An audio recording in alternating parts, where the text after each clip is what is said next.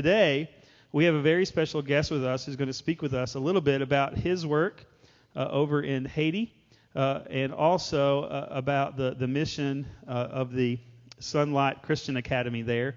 He's going to tell us a little bit about how things are going with the academy that we have supported for many years, and he's also going to tell us some great things from the Word of God. So we're excited today to welcome Scott Bridges, who I can't find. There he is. His wife Alicia is here, and also his daughter Anessa. So why don't we all welcome them to Cornerstone this morning?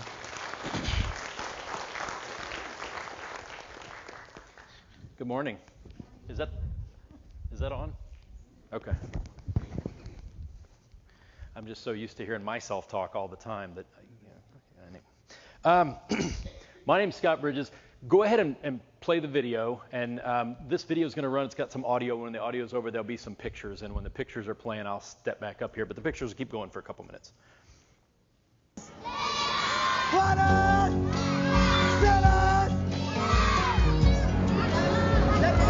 Sonlight Academy, bonjour.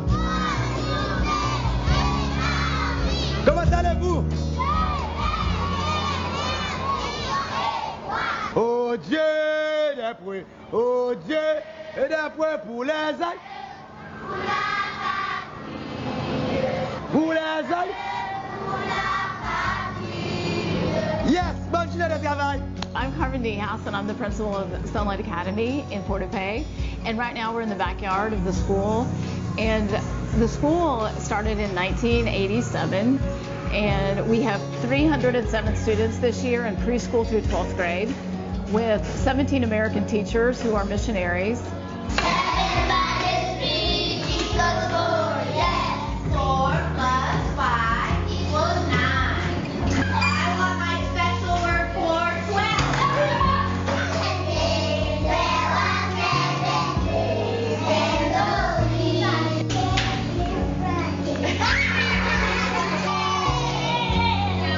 Interesting, most of them are not teachers by profession. They're teachers because they love kids and they love God. So there's always opportunities for people that want to work here, that love those two things. Our students, our local students, they come from as far as 8 miles away on a taxi, or they travel like 45 minutes to get here. We add French and we add Bible. That's where our whole desire is to be here. We love being able to give them an education, and we love being able to make a difference in their lives. But the most important thing is that they develop a relationship with Jesus when they're with us. Our school starts at 8 o'clock in the morning, and our little preschoolers go home at 11, and kindergarten at noon, and everybody else goes home at 2. We have a snack in the day that we provide for our students, bread and peanut butter, and on Fridays is popcorn day.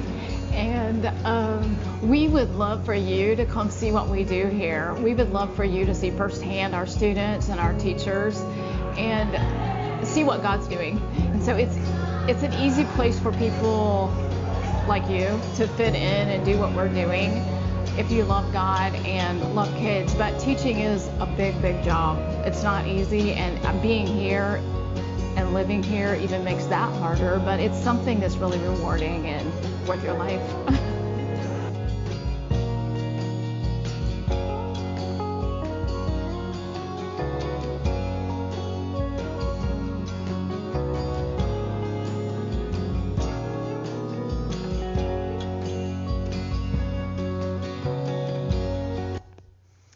You're going to see some pictures here.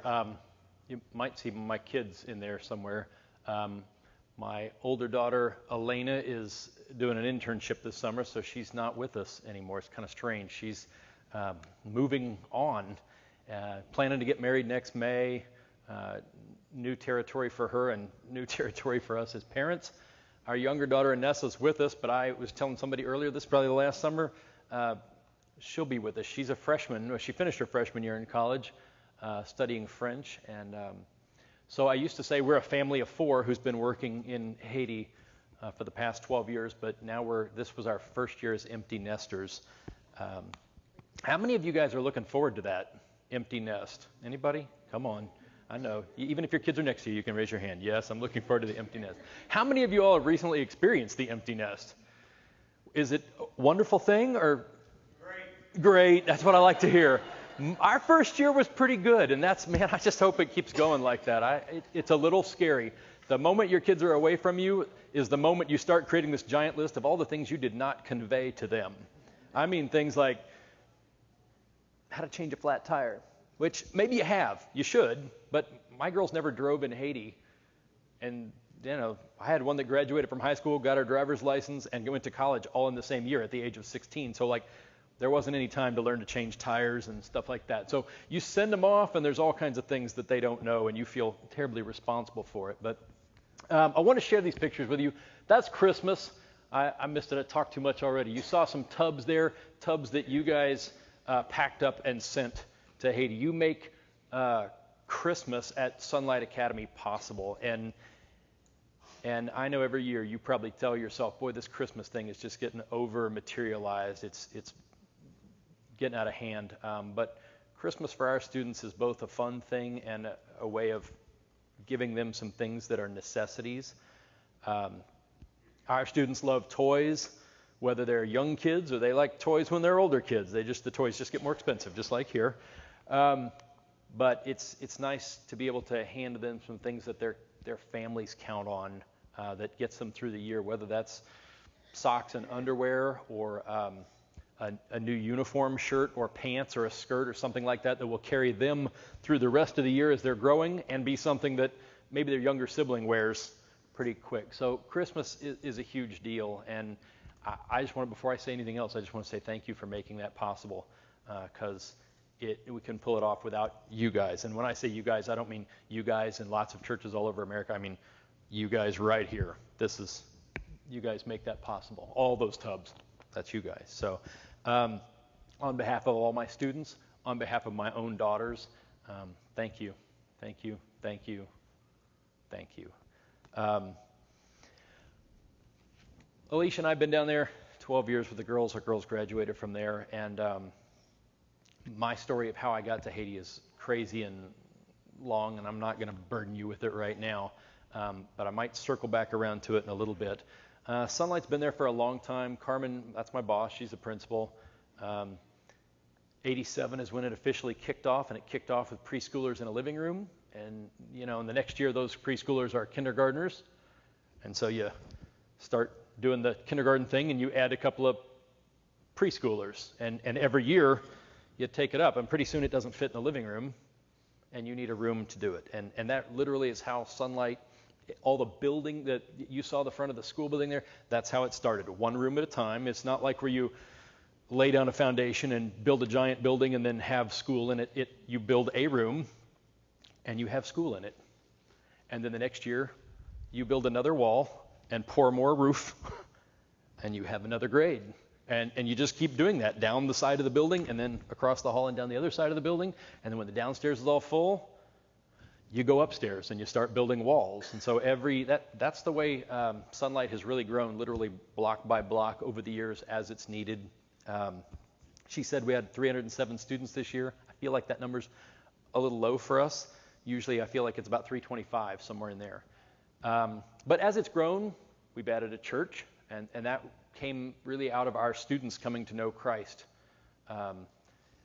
Everything we teach in English. And it was really important when Roger and Norma Alexander, who started Sonlight, got started. It was to plant churches to teach church leaders when they first went in '83. And what they found was voodoo is like so thick in the culture, in everything you do, in the way you prepare food, in what you buy and who you buy it from. Voodoo's always right there. That they just weren't gaining any traction. They kind of stepped back and prayed about it for a long time, and they said, let's try it with kids. Let's start young. Let's teach Jesus before voodoo is so much a part of their lives. And that's really what we're all about. We're about education. We're about Christ-centered education. I get to pray with my students. I can be in a chemistry class and dip right into the Bible if I want to. And I do that. I mean, I can say, look, this is science, but you'll find this in the scriptures also. And that's a neat thing to be able to do. I don't know if I could do that up here. Oh, no, I can't. I don't even know if I could do it at a private school here the way I want to be able to do it. But all that to say, things are going well. Things really are. We have a church. The church is no longer in English. It was started in English to someplace for our students to worship, but now it's a community church. It's all in Creole with the occasional French song thrown in to throw off people like me who are still struggling with their Creole. The church is pretty big. We got about 600 members, I think. It's a hands-off thing for us, which is the way I think a local church in any country in the world needs to be. If you've got people from outside the country that are kind of running it and managing it, then if those people leave for any reason, you've left something that's not sustainable. So the church stands on its own. We've got a Bible college now. Again, a natural progression of educating people. I think the Bible college has about 120 people in the English program because we have a community English program because we had to teach them English before we could teach them theology.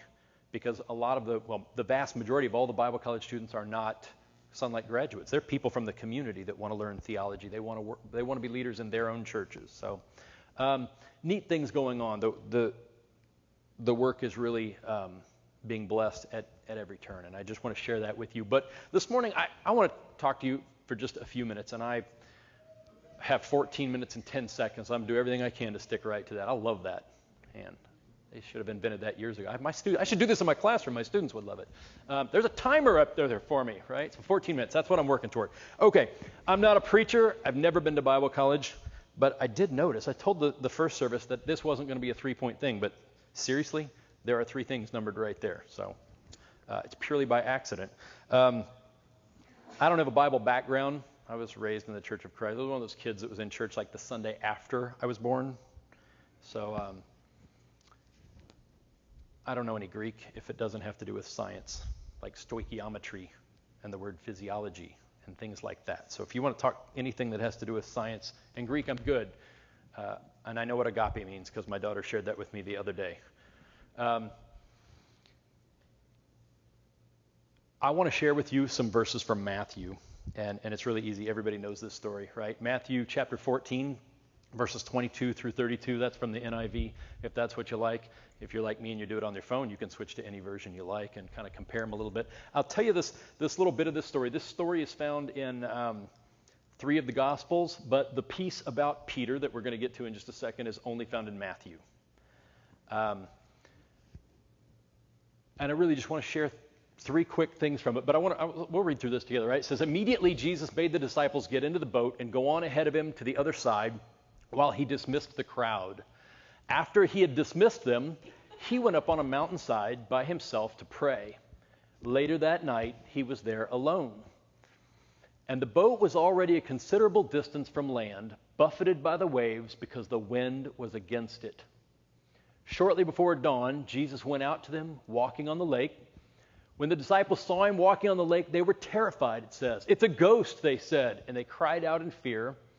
But Jesus immediately said to them, take courage, it is I, don't be afraid. Lord, if it's you, Peter replied, tell me to come to you on the water. Jesus answers, come. Then Peter got down out of the boat, walked on the water, and came toward Jesus. But when he saw the wind, he was afraid, and beginning to sink, cried out, Lord, save me. Immediately Jesus reached out his hand and caught him. You of little faith, he said, why did you doubt? And when they climbed down into the boat, the wind died down. I'm going to get to this last verse in just a second. I guess what I want to share with you is that sense that how many, we've all heard the story before, right? Right? Peter walking on the water toward Jesus. How many of you have ever heard somebody talk about Peter being a bit presumptuous because he tells Jesus, Lord, if it's really you, tell me to walk on the water. You know, there's that sense of, Jesus, if it's really you, show me. And I wouldn't be surprised if you've heard that because the disciples did that a lot. Show us. You know, everybody wanted a sign. But I can't think in this case that Jesus would be encouraging Peter in that kind of an attitude. That attitude of basically saying, Lord, if it's you, help me to show off, help me to, demonstrate this. That's not Jesus. That's not my Jesus. But I guess what I want to share with you is that you and I both know, and Peter knows from chapter 8. Remember, we're in chapter 14 here. Peter knows from chapter 8 that Jesus has absolute authority over the wind and the waves, right? Peter's already been in this boat. He's been in this situation before where the wind and the waves, where the storm is against him. And in that case, Jesus is asleep. And they wake him up. They're terrified. And when he wakes up, he just rebukes the wind and the waves and everything calms down. So this is not new territory for any of the disciples to be in the boat in this situation. What I think is interesting is that Jesus sent them ahead. And then he goes up to pray. And to me, this kind of parallels that little bit about Lazarus dying and Jesus delaying. I think Jesus could probably fix the whole weather problem before he ever stepped off the land. He sends them ahead in the boat. He goes up to pray. When he comes down to walk on the water, the wind is already a problem. And Jesus could have fixed that right there. But he doesn't. His goal, you might say his thing is not to meet the disciples in the morning on the far side. His goal is to meet them in the storm on the water. And I think that's important for us to realize because the storm's always there, right? The storm is always there in our lives.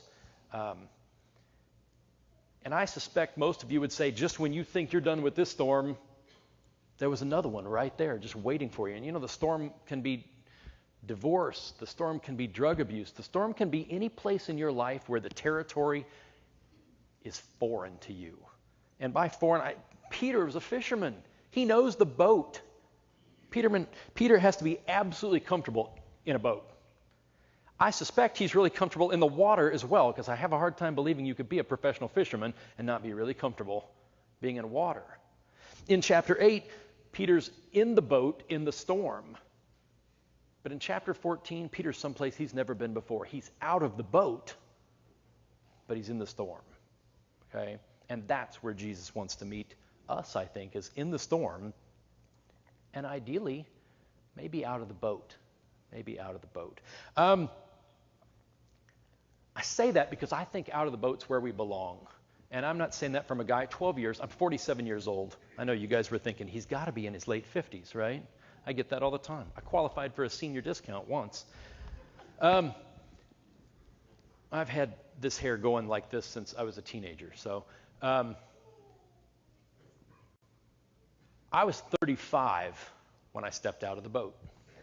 And when Peter steps out of the boat here, he steps out in faith, and most of the time we indict Peter's faith as being too small.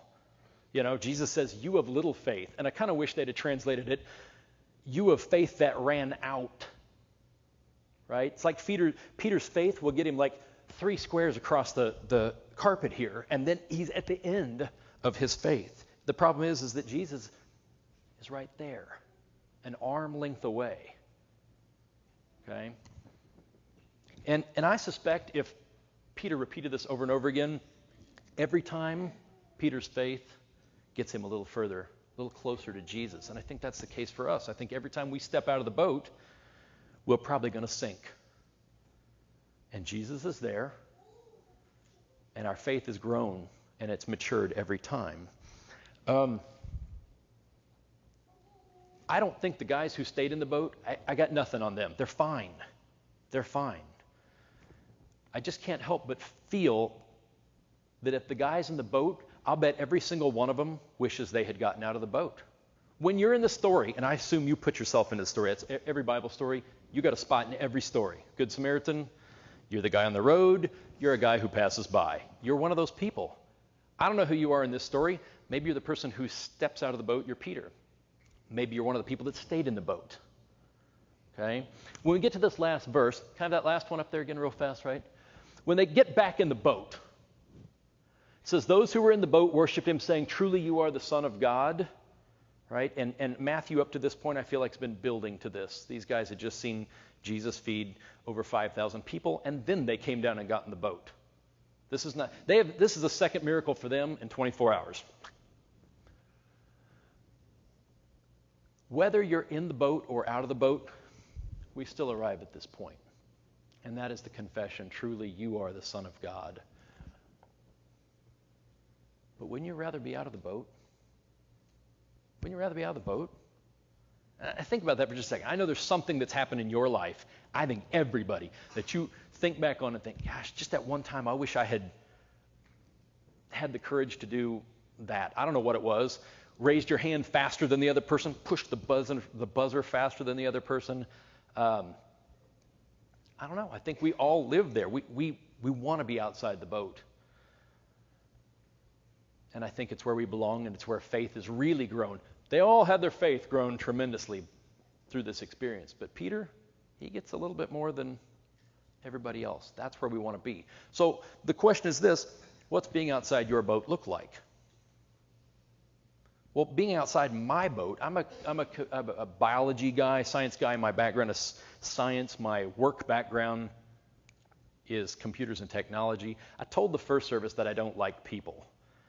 And then I left it there. I kind of I don't like people.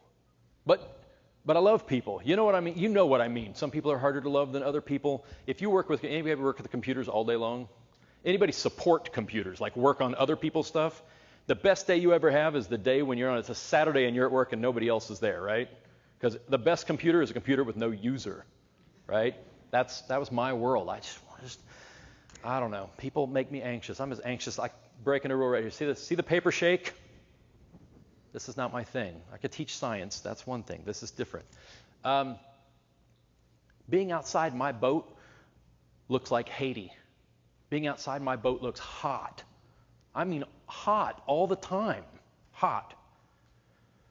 Being outside my boat looks like trash on the ground everywhere, when what I want to see in my heart is the green that I grew up with in Missouri, the streams and the fields and that's what I crave. I don't want to, seeing trash kind of breaks your heart just a little bit. Being outside my boat looks like leaving my girls at college and then getting on an airplane and flying 1,000 miles away from them. That's being outside my boat right now. Being outside your boat can look completely different. And I'm not here to tell you stop whatever you're doing and try something else. And I'm definitely not here saying run to some other country. Well, yeah, I am. Do that. If you're feeling that way, do it, because God will bless it. If God's involved in it, it won't fail. Stay in the boat or stay out of the boat. Get out of the boat. God wants to grow you. He wants to grow your faith.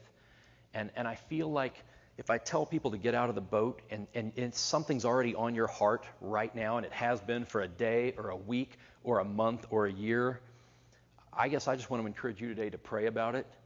And in the first step of courage, say, God, help me with my doubt. Help me with my unbelief. If you need to say those words to start it off, truly you are the Son of God, and I need you to help me get out of this boat, then that's the prayer that you need. I think the Lord's talking to people's hearts all the time, and I think there's somebody out there who's ready to take a step like that. And if that's you, that's awesome. If you're the parent of that person, you need to pray about it before you open your mouth and discourage them. If you ask most people in missions, they'll say, our parents didn't talk to us right? Pray about it bad. Everybody wants to be able to say, my kid's a missionary, but you don't really want your kid to be a missionary, right? It's frightening. It's frightening. Here's what I want to leave you with. When you step out of the boat, in this story, there's only two places that you can be. You're in the boat or you're out of the boat. When you're out of the boat, you look like Jesus, because Jesus is out of the boat. He's the one walking on the water. And I think for all of us, I think we recognize when people are out of that boat, when they've stepped out a little bit in faith, right? We see that at work in their lives. When people see you outside of your boat, you look more like Jesus. And when you look more like Jesus and I look more like Jesus, it causes people to declare this, right? Truly, he's the Son of God. And that's what we're all about. People always bag on Peter's faith for being small, but it carried him a little ways on the water. It got him out of the boat and carried him a little ways on the water. Jesus says if you've got faith like a mustard seed, you can move mountains. If a little faith gets you out on the water, then a little faith must be better than no faith, right? So I guess that's all I want to say. Just exercise that. Get out of that boat, and if the Lord's talking to you already about something like that, act on it. I waited until I was 35. And when you're outside the boat, I suspect Peter, after he got back, got warmed up, got dried off. He's probably thinking, I wish I'd have gotten out sooner and met him closer to the shore. Because I think that's the way we're like. We want that experience. I think that's what the Lord puts inside of us, is that desire to see faith at work. So that's my encouragement for you this morning. I apologize if I didn't give you a handout to fill in or anything like that. I want to pray with you real fast, though, and then I'm going to turn it over. So